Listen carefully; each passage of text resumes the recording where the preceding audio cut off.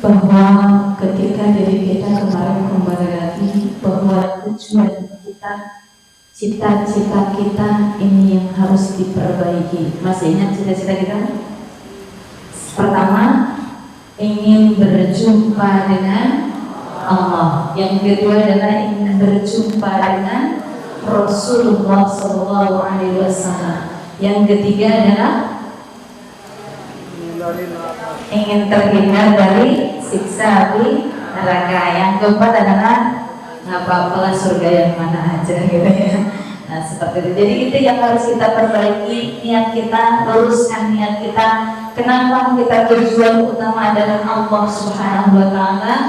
Karena kullu syai'in halikun, segala sesuatu itu akan rusak dan segala sesuatu itu tidak akan abadi, ya. Kullu syai'in illa wajha, kecuali zatnya Allah Subhanahu Wa Taala.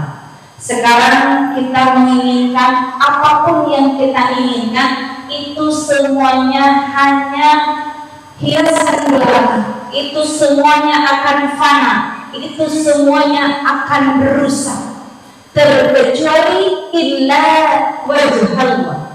Ketika di sana ada hanya zat Allah yang maha sempurna, hanya zat Allah yang maha tidak ada bandingannya, yang abadi, maha abadi, yang terdahulu, maha terdahulu dan maha abadi.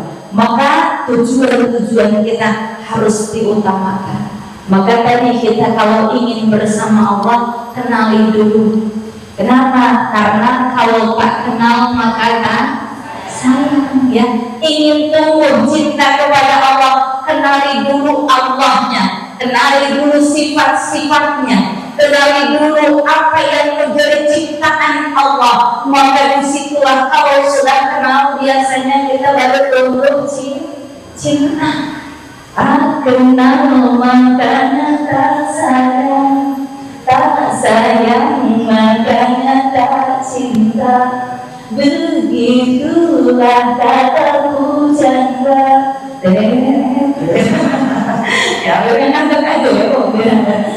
ya, maka diri kita intinya adalah bagaimana kenali Allah dulu, sifat Allahnya, ya, sifat Allahnya kenali dulu. Kenapa? Karena kita kalau tidak mengenal sifat Allah, terkadang apa yang terjadi kepada diri kita, kita lupa bahwa itu adalah yang Allah kasih kepada kita, bahwa itu adalah takdir Allah. Ketika Allah memberikan segala sesuatu kepada kita, terkadang kita banyak lupanya.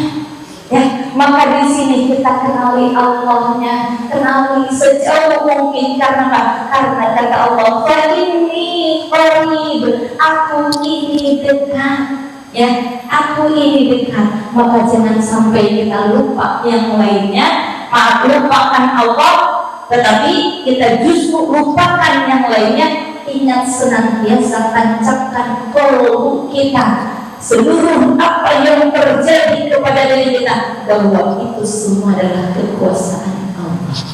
Ya, tadi kullu syai'in halikun, segala sesuatu itu rusak, hancur, fana. Ya, namun ketika di situ adalah hanya zat Allah. Ya, hanya zat Allah Subhanahu Wa Taala. Itu untuk penguatannya. Kita kembali lagi ke kemarin di pembahasan Sulatul Taufik adalah tentang wudu. Ya, tentang wudu. Kenapa kita ada wudu? Karena ini adalah pangkal kedua, ya, untuk bagaimana mencapai ibadah yang bagus. Maka wudunya kita diperbagus. Ibu, biasanya kita wudunya mau pakai madhab mana boleh, silahkan. Tetapi yang harus kita sama adalah bagaimana ketika kita wudu kita dengan batal wudu kita dan dengan cara sholat kita itu harus sama. Kenapa? Karena jangan sampai gini, saya mau wudunya wudu Imam Syafi'i. Ketika batalnya saya ini madhab Imam Hanafi. Ketika sholatnya saya madhab Hambali. Nah ini yang tidak boleh, ya. Dan saya nggak tahu itu madhab mana. Pokoknya saya mau ambil yang enaknya aja. Nah, tidak boleh. Kenapa? Karena Yauma nad'u kullu unasin biimamihim. Saat nanti di padang mahsyar itu kita akan dikumpulkan beserta para imam-imamnya. Saat diri melakukan amalan ibadah fikihnya, ibadah tauhidnya, ibadah tasawufnya, siapa imam kita? Nanti ketika diri kita dibagikan buku catatan amal kita, maka ada imamnya yang membagikannya.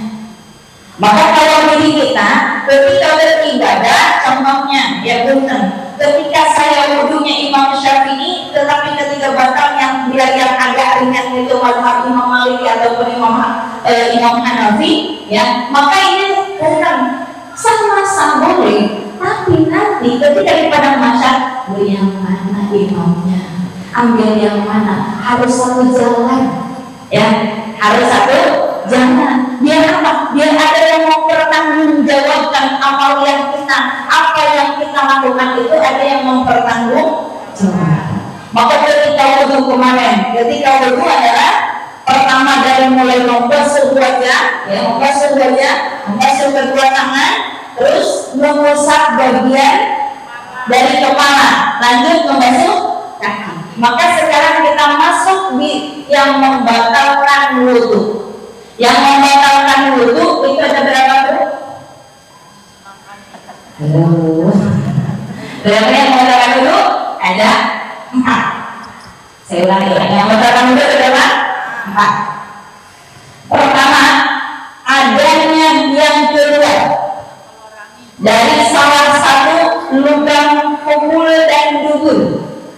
Ya, ada yang keluar dari salah satu lubang kubul dan dubur, walaupun itu berupa angin. Ya, saya mah cuma angin doang yang keluar. Saya mah keluar bukan dari duburnya, saya ada emas. Kenapa? Karena ada sesuatu yang keluar dari lubang kubur dan dubur. Ya, nah maka di sana ini adalah yang pertama. Ini yang membatalkan wudhu kita. Ya, kalau pokoknya masuk dalam sesuatu bukan ilah mani, kecuali mani. Kenapa? Karena mani tidak membatalkan wudhu, tapi mewajibkan mandi besar. Ya, mewajibkan mandi besar.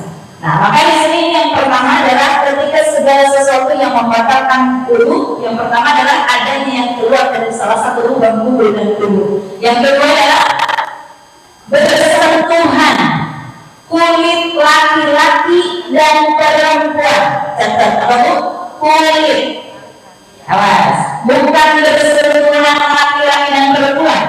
Bersentuhan kulit laki-laki dan perempuan yang bukan mahram dan tidak ada penghalang keduanya dan sudah dewasa keduanya, sudah balik kedua-duanya. Contoh, ibu ketika kita ya, sentuhan kulit dan kulit, karena kata-kata adalah kulit dan kulit. Ibu kalau kulit dengan kuku kamatan, contohnya ibu geser, kena kuku ya, karena kuku kamatan. Kenapa? Karena yang membatalkan adalah kulit dengan kulit. Atau ibu gigi dengan gigi. Ngapain ini ya? Ini mah contoh katanya. Ya kalau gigi dengan kenapa? Karena bukan kulit. Ya, ini harus diperjelas saja ya. Nah, maka di sana ketika kulit dengan kulit dan ini yang pertamanya, yang kedua adalah kedua-duanya sudah dewasa dan bukan mahram. Mahram itu apa? Halo, mahram itu apa? Mahram dengan muhrim. Kalau mahram itu apa? Kamu bukan muhrim. Ada muhrim, ada mahram. Jangan gitu kan? Apa itu muhrim? Hah? Muhrim itu adalah orang yang sedang berihram. Awas.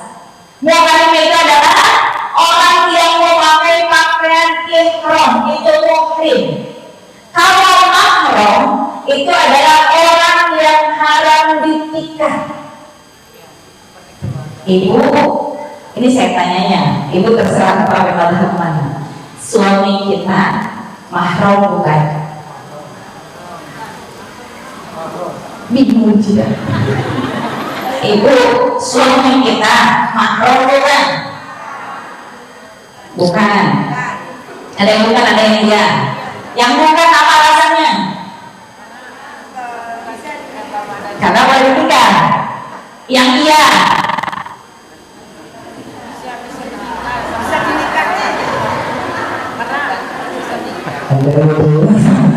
Jadi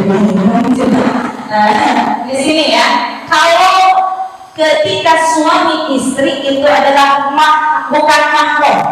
Kenapa? Karena di sana kita boleh menikah, ya, boleh menikah. Lalu bagaimana suami dengan istri, batal nggak wudhunya? Batal wudhunya? Ada yang tidak batal? Ada. Boleh, nggak apa-apa, sah-sah saja. Kenapa? Cuma tadi catatan, kita mau ambil yang mana? Ya, kenapa? Karena mazhab Imam Hanafi, imam yang paling tua, di sana adalah seluruh sana itu, ya, ketika bersentuhan dengan perempuan mengartikan bukan bersentuhan kulit. Imam Hanafi ini harus kita pahami ya, Imam Hanafi. Kenapa? Karena bersentuhan di sana adalah bukan al-jima. Maka hubungan di sana adalah bersentuhan di sana adalah bukan berhubungan suami istri. Maka kata baru itu mazhab Imam Hanafi. Kalau mazhab Imam Maliki, ya, kalau bersentuhan suami istri atau laki-laki dan perempuan yang bukan mahram, ya, maka tidak batal kalau tidak ada deg-deg seru. Apa itu deg-deg seru?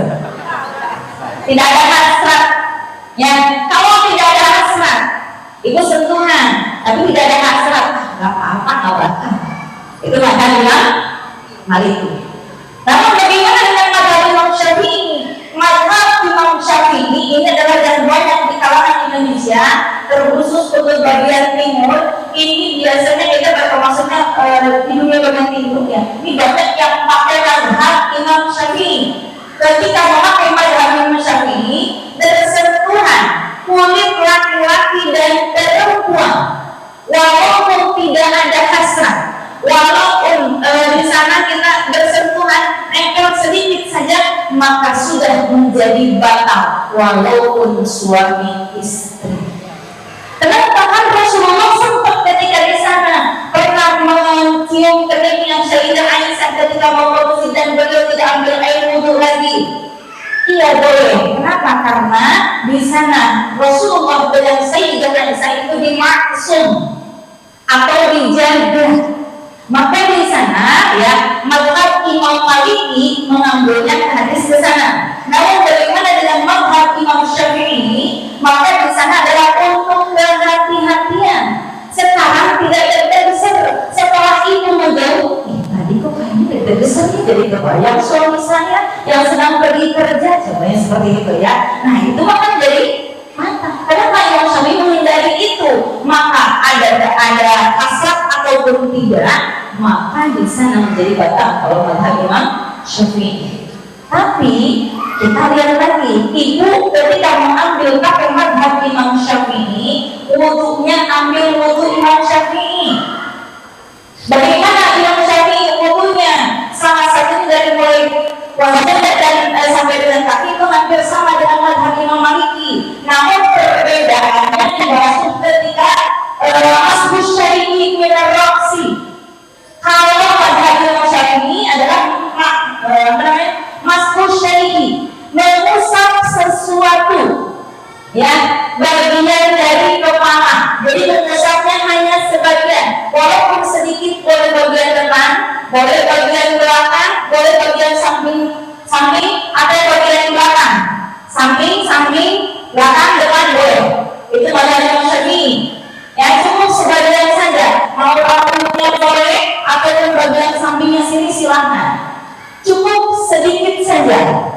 Kenapa? Karena bagian, bukan membasuh seluruh kepala. Masyhur roksi bukan. Tetapi kalau mazhab Imam Maliki, maka disebut masyhur roksi, mengusap seluruh kepala. Ya, jadi ketika dari depan dibalikin lagi. Nah, itu adalah madhab Imam Maliki. Ya, ya silahkan sah-sah saja. Jangan sampai ketika kita perdebatan, si eta mah nggak bakal dengan suami saya pada batal, si eta mah pakai kurung, saya mah mau temenan. Jangan. Kenapa? Semuanya ketika madhab yang empat ini adalah muqtadah. Beliau ada kaitan dengan guru, maka di sini kita sebagai pengikutnya wajib menghormatinya. Ya, jadi silahkan mau pakai yang mana saja. Cuma catatan tadi harus sama antara wudhu dan batalnya. Ya, seperti itu. Yang ketiga, itu adalah yang membatalkan wudhu. Yang ketiganya adalah memegang kubul dan dubur. Ya, memegang kubul dan dubur. Namun kalau dalam kitab kalau dalam Sakinah itu memegang kubul dan dubur. Namun bukan. Kalau dalam Sulam di sini ini lebih detail. Memegang lubang. Jadi kalau ada kubul dan duburnya saja, ya kan? Mau bagian luar atau bagian dalamnya tetap basah. Namun kalau dalam kita Sulam di sini adalah memegang bagian dalamnya kubul atau dubur. Kita kalau untuk hati-hati pokoknya kubul dan dubur. Mau depannya, mau luarnya, mau dalamnya. Pokoknya lubang depan, kubul dan dubur, depan belakangnya maka batal. Dengan memegangnya bagian telapak kanan, batnul yadaini. Apa bu? Batnul telapak kanan, bagian dalam. Kalau bagian luar ini boleh. Ibu punten punya anak, udah butuh, punya mobil pakai ini boleh. Nggak batal. Kita bakal yang membatalkan adalah batnul yadaini, bukan kafa ini. Bukan kafa ini ya. Kalau kafa itu adalah dua tangan kafa ini itu adalah bagian depan dan belakang. Kafa ini beda ya. Kafa ini dengan batnul yadaini. Kalau batnul yadaini itu dengan telapak tangan bagian dalam, ya. Jadi maka ketika kita bukan mau memegang kubul dan duduk bagian dengan telapak tangan bagian depan, bagian dalam, maka itu batal, ya. Mau punya kita ataupun punya orang lain batal, ya. Seperti itu. Yang terakhir adalah karena hilang ingatan. Hilang ingatannya sebab tidur ataupun pingsan, kecuali orang yang tidurnya sambil duduk dan tidak bergeser sedikit pun bagian bokongnya. Ya, itu begini contohnya. Ini saking asiknya keluar seperti itu ya. Walaupun sampai ada yang bunyi dari mulut kita ya, tapi ini tidak bergeser, tidak batal. Kenapa? Karena secara filosofinya ketika mata terpejam maka lubang belakang itu akan terbuka. Ya, maka kalau duduk di atas ubin, ya, maka itu kita usahakan. Kalau ngantuk, kalau mau berdiri, contohnya, gitu ya, nah, seperti ini. Asal dengan udah begini, udah sedikit maka itu ada kemungkinan ada keluar angin, maka itu yang bisa membatalkan. Ya, maka itu jadi hanya itu yang membatalkan dulu. Sisanya berarti tidak membatalkan. Ibu mau makan, mau minum dan lain sebagainya tidak membatalkan, ya. Jadi hanya cukup 4 yang membatalkan wudhu di sini, ya. Kenapa kita harus paham di sini? Ya mungkin saya mau udah penjelasan di fikihnya. Kenapa kita harus bahas dengan fikihnya? Kalau dalam kitab Sulam Taufik tidak cukup hanya tentang tasawuf saja. Kenapa? Karena kemarin ilmu yang wajib dipelajari ada 3. 1 ilmu tauhid, yang kedua ilmu fikih, yang ketiganya ilmu tasawuf. Ya, ketika fikih, tauhid dan tasawuf di sini dalam Sulam Taufik itu semuanya. Kalau tadi al-kitab itu memang pure ilmu tasawufnya. Ya, makanya kita harus imbangi 3 ilmu ini, tidak bisa dipelajari mana yang duluan, mana yang belakangan. Harus berbarengan. Contohnya lagi, ibu sholat ini, Allahu Akbar. Mulut mengucapkan Allahu Akbar, badan menghadap kiblat, ya, badan menghadap kiblat. Terus di kiblat kebetulan ada sinetron. Sinetronnya sudah